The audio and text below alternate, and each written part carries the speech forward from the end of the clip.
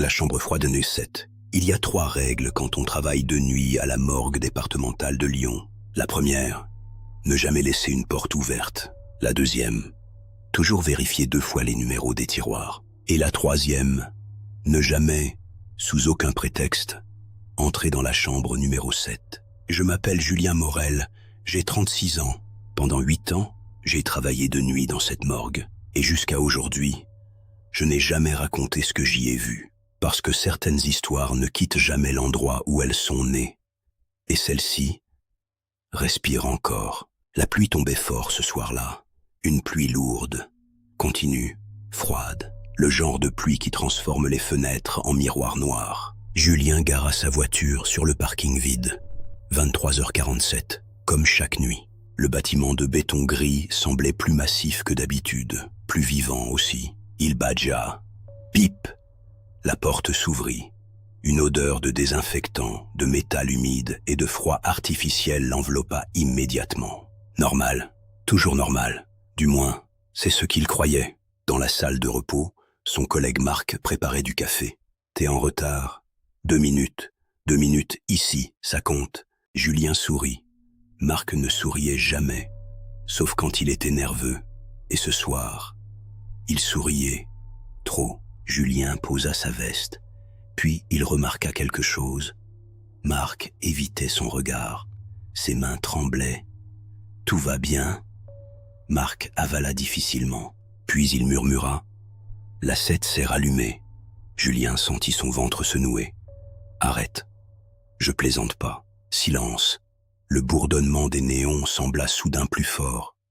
Qui a activé la salle? Personne. Impossible. Marc approcha, très près.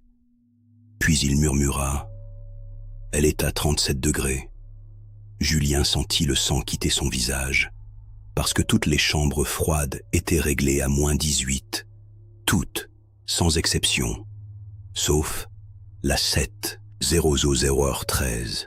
Il marchait dans le couloir. Lumière blanche, carrelage humide, silence parfait.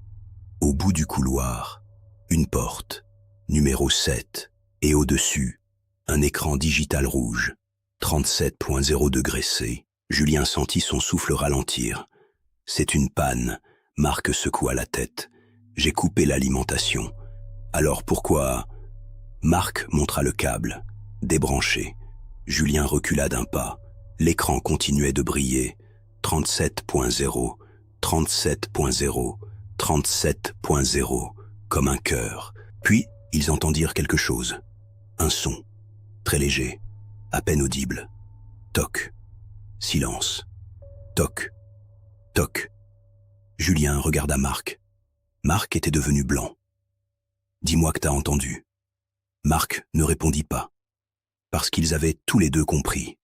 Le son venait de l'intérieur. Julien posa sa main sur la poignée, glacée, puis chaude, puis glacée encore, comme si quelque chose de vivant respirait derrière la porte.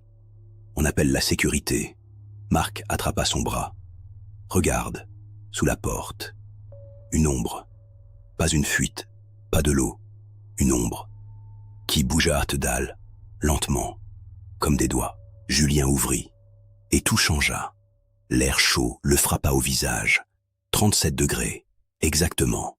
Comme un corps humain, comme un ventre maternel, comme une tombe encore vivante. La pièce était vide, enfin, presque. Au centre, un seul brancard, une seule housse blanche, et dessus, un numéro, 000. Julien sentit son cœur exploser. Ce numéro n'existe pas. Marc murmura. Maintenant si.